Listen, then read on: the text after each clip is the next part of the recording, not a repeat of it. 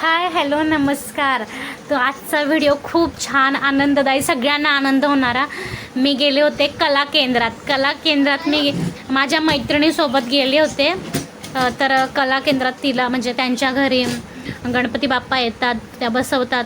आम्ही मूर्ती बघायला आम्ही दोघे गेलो होतो. खूप जोरात पाऊस होता बाहेर, पण तरीही त्या कला केंद्रात जाऊन मन इतकं प्रसन्न झालं. बाप्पांच्या छान छान मूर्त्या तुम्ही बघू शकता. खूप सुंदर सुंदर मूर्त्या होत्या.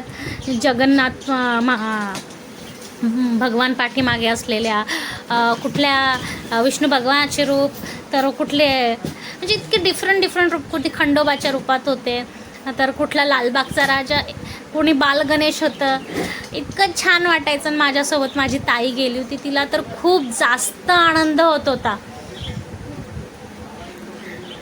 असल्या छान छान बाप्पाच्या मूर्ती बघायला.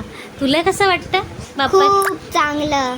हां, खूप छान वाटतं. हा, असं वाटतं घरी घेऊन येईल.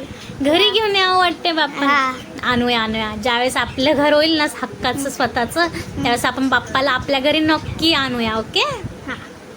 किती सुंदर मूर्ती आहेत ना. ताईला खूप जास्त आनंद होत होता. पण बाहेर प्रचंड असा पाऊस पडत होता, तरी त्या केंद्रात जाऊन इतकं प्रसन्न वाटत होतं ना, खूप छान वाटत होतं. मन असं एकदम.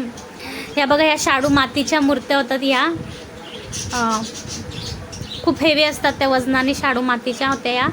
या सगळ्या ज्या ठेवलेल्या आहेत ह्या, याच्यावर जास्त डेकोरेशन वगैरे करता येत नाही. जसं बाप्पाला वस्त्र घालता येत नाही, फक्त त्यांना डायमंडे वगैरे, त्यांचे दागिने वगैरे सजवता येतात. त्या लेडीज असं सांगत होत्या.